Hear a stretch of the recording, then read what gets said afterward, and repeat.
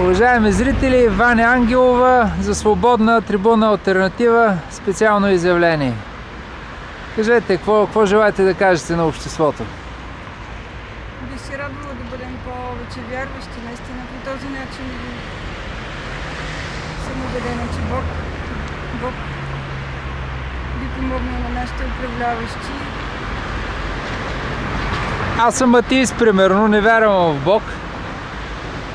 Мисля, че Бог няма, има съдба 100% и религията е една заблуда за народа, така. Каква заблуда обаче? Отвратителна. Да. Може би за това сме на това положение, наистина си мисля. Не, аз мисля, че религиозните войни са много повече от колкото каквито и да било други. Ето ви, аз не знам в какво вярвате. Едни вярват в Аллах, взревяват се, други вярват в Христос, отиват и нападат арабите. Трети вярват не знам си какво си, правят някакви други изтъпления. Според мен има съдба и няма място за Господ в този свят. Предопределеност, математическа, не някаква... Прощавайте, химия и физика съм. Извинявам се, че ме прекъсвам. Не, че човек на точните науки. 2 + 2 е 4. Да, съгласна съм и с вас, но ако продължаваме в този дух, била съм в чужбина и то година и половина. Тези хора са постигнали, става дума за Западна Европа. Така? Тези хора са постигнали, защото наистина вярват в доброто. Това е Исус. Не знам Исус, обаче тия хора ни разграбиха държавата, изкупиха ни тецовете, взеха ни енергоразпределителните дружества, изкупуват ни земята. Просто тия хора ограбват България. Аз не знам за какво добро говорите. Как да стане според вас тогава? Как да стане? Трябва да се вземе от най-богатите и да се разпредели между най-бедните. От най-богатите трябва да се вземе. Кой да го вземе и как да стане? Трябва да вземат хората, защото те най-богатите очевидно са безумно алчни и няма се дадат тяхното. Хората трябва да се организират и да им вземат. Може и с добро, аз не казвам на сила, с убеждение, да се вземе и да се даде на най-бедните. Ето следващия след вас, който ще изкаже, е Димитър, който е представител на една онеправдана каста, хора, които нямат работа, нямат къде да спят, нямат какво да ядат. Дори си мисля, че още в момента той може да вземе участие. Така, ми хрумва. Не, аз обръщам камерата. Димитър, там може да седнеш и до жената, ще ви хвана. Добре, и така става, както искате. Мога ли да използвам да кажа и на зрителите, че всъщност има една страхотна не е църквата, това е Исус, където може да намери убежище и храна. Да, обаче това убежище не е безусловно. Това убежище той трябва да каже, че вярва в Исус, трябва да каже това, трябва да каже онова. Аз доколкото, защото го познавам отдавна, може би има повече от половин година, знам, че той не е религиозен и той ще трябва да се престори на религиозен, за да получи вашите помощи, което е унизително, да? Секунда поставите. Има разлика между вярващ и религиозен. Аз го казвам, за да хванете смисъла. Сега естествено, че има разлика, но като цяло вярващите са религиозни, религиозните са вярващи. Отидете към тази църква, или даже към зрителите. Аз ходих към тази църква, обаче тя ми ходих в католическата църква, пък и чук париж. Обаче храната изобщо ми струва. Понеже сме неблагодарни, може би не знаем. Какво неблагодарни? Вие давате някакви неща, да ето човек, който в други интервюта ми е казал, че бърка по кофите, той да каже, че тая храна не струва, смятайте какво е, па вие викате неблагодарни. Не! Просто проблема на нашето общество в момента е алчността на свръхбогатите. Те стискат парите за себе си. Ето аз одея в предварителния разговор говорих с Димитър и му казах, че общината, да кажем, дава невероятно много пари за култура, за новогодишни украси, за какви ли не истории. хората... така, ние търсиме съгласие, ние не търсиме конфронтация. Извинявайте, че започвам за трети път, ама това е, понеже ме прекъснахте.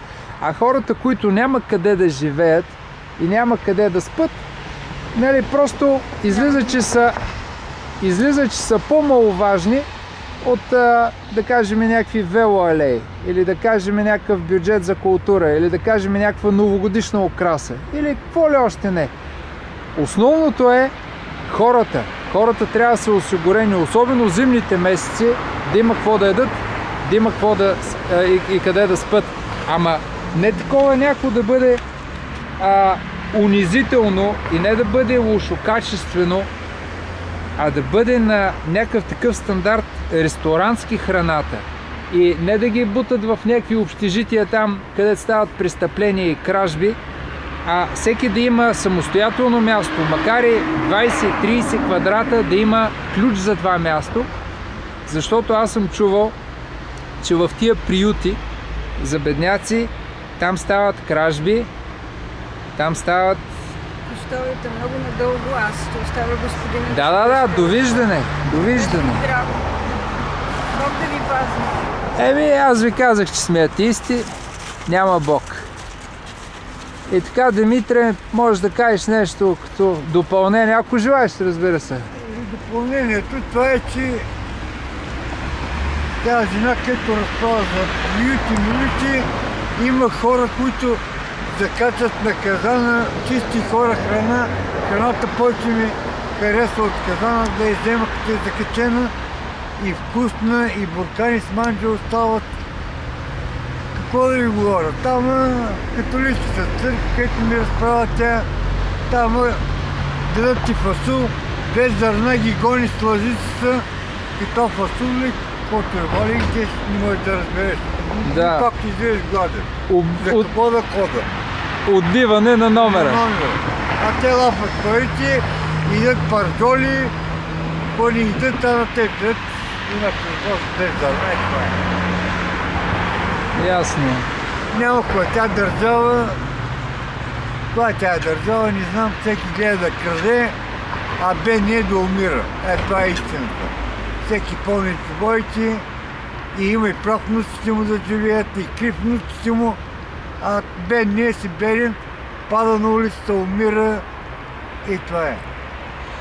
Има също много фондации, които парите ги дават за какви ли не глупости. Глупости, обаче за бедни няма ни и една стотинка да отделят. Това е тази държава е за колета там, алей, милей. Може ли вместо алейки да направят една топла, хубава храна, да дадат на човека, може две яйца да изпържи, няма и по-хубаво, колкото тя чорба, нето олио има, нето нищо. Защото човешкият живот е много по-важен от алеите. Да. Алейки, какво е? Да избият номер, да могат да откранат парите, това е. А хора умират от студ зимата. За зимата да ни говорим, тук има как съм карал от сега мизяк, тогава колко по-студено, его пак под моста се спът. Имам един душек и два органа, с това се завивам и така карам. Повече остават хората ето кожуси, ножуси, да могат да закачат, взема го, обличи го. Така минава нашия живот. На 56 години съм, не съм видял от тази държава. Работих толкова 7 години в Кацимето. Това е. Ами, надявам се някои от тия, които са собственици на фондации, да го гледат този клип, защото наистина положението на най-бедните в България е много тежко. Измираме като мухи. Това е истината. Някои ги трепат лятото, а ние зимата умираме. Това е разликата. Мерси за изказването. Това беше Димитър. Да, ако има още нещо? Няма, за сега това е кой да говорим и миналия път говорих. Нищо, никакво внимание няма. Която партия да дойде, все едно и също. Обещава, не дава. Това е истина. Ясно. Само да налапат кокала, да го захапат и не го пускат. Се изтърпат между тях.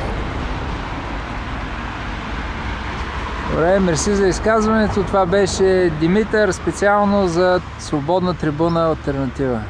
Благодаря.